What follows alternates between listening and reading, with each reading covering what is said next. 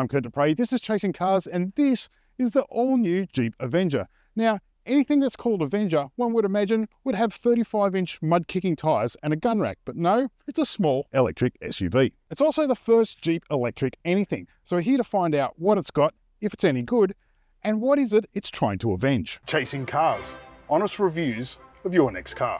Brought to you by Budget Direct. So where is Jeep Australia pinning its electric dream? Well, it was $53,990 for the entry longitude, but with the race to the bottom that is EV pricing at the moment, they've slashed prices to $49,990 before on-roads. Then there's the mid-grade limited, or it's $60,990 for this, which is the suitably named Summit flagship. First things first, it's small, really small, only 4 meters in length.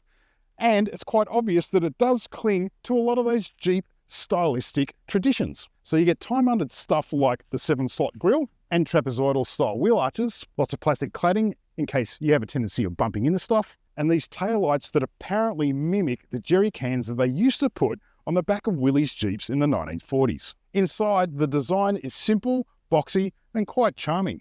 And it's actually got a surprising amount of space, particularly in headroom. All variants get dual 10.25-inch screens for media and the driver's screen, but it's a fairly straightforward layout here with a lot of physical buttons here for the HVAC controls and the direction finder controls down here. We've got park, reverse, neutral, and drive. It's all just simple, easy, and logical. You do get this neat cubby space, although it should be rubberized because when you're cornering, this stuff's just gonna fly all over the place. Seats are really comfortable. You do get electric and leather trimming, but only in the top spec Summit. And Jeep proudly boasts how much storage they have in here, like this massive bin here that you could put maybe a backpack. Right, so far so good for row 1. Let's check out row 2. Now, if you presume it's going to be fairly cozy in a compact segment SUV that's only 4 meters long, you would be correct. But designers have done a remarkable job here, just sort of like sculpting out as much space as they possibly could to suit adults. Unfortunately, even in the Summit, it's pretty slim when it comes to amenities. So you only get one USB outlet, there are no air vents, and there are no door bin pockets in the doors. Speaking of storage, let's check out the boot. Boot space is actually pretty reasonable for a car of this segment at 355 litres, and you do get a little extra space under the bottom for your charging cables. So far so good, so let's take it for a drive. So despite the overt 4x4 style aesthetic of the Jeep, it's actually front-wheel drive. So we're doing a bit of light off-roading here, but for the hardcore stuff, we're really going to have to get this car back in the Chasing Cars garage after the launch and get Jeep Avenger out on the hot mix like we're doing now, and it will ply 115 kilowatts and 260 newton meters of torque through the front wheels, but only in sport mode. There are 6 different modes you can choose from, including normal and eco, and each of those steps basically decreases the power and torque that's on tap to improve efficiency. So by EV measures, that's not a lot of output. However, the Jeep Avenger only weighs in at 1,520 kilograms. So for an electric, it's very lightweight.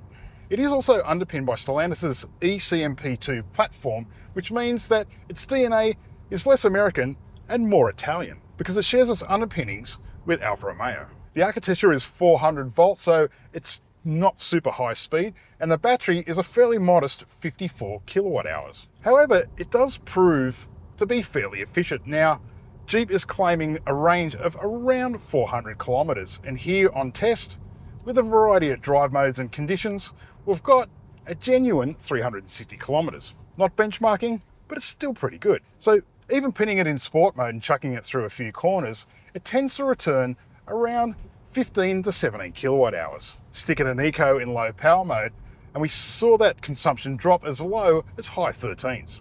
That's pretty impressive. In terms of charging, its peak DC rate is 100 kilowatts, which is pretty modest, and the 20 to 80% charge takes around about 24 minutes. That's pretty decent, but what I'm really impressed with is just how engaging this thing is to drive. Now, the steering's not the last word in terms of communication, but it's light, direct, and the front end is actually quite crisp. The 215mm 18-inch Goodyears that they put on the top spec provide a surprising amount of grip for such a small car. The ride quality too is quite impressive. It's got a real sort of European sheen to it. It doesn't feel like a conventional Jeep at all. And that's not terribly surprising because not much about this car is conventional Jeep. It's light, sharp, agile, easy to punt, surprisingly fun on a back road, but I really think that this car would really shine as an urban runabout. And the one thing that this car reinforces the more that you drive it is well polished and has a lot of resolve. And it does feel at least a cut or two above some of the cheap and chillest Chinese EVs out there. So what are our initial thoughts of this first all-electric Jeep, the Avenger? Well, firstly, it's surprisingly well packaged and solidly built at that. And another highlight for me is just the straightforward design and the interior. Well, surprise number two is it's actually really quite a decent drive. And what I think Jeep has managed to make here is definitely a cut or two above the cost-conscious, cheap Chinese imports. But at around 65 grand on road, it really has some pretty tough competition, particularly that of Tesla. But you really want to like the cut of the jib of this Jeep Electric to really plonk that kind of money down for it. But the off-road ability is still questionable given it's only front-wheel drive, and we do want to test that when we get it through the Chasing Cars garage. So that's what I think, but how about you? Put your thoughts in your comments below. Don't forget to subscribe while you're at it, and as always, thanks for watching Chasing Cars.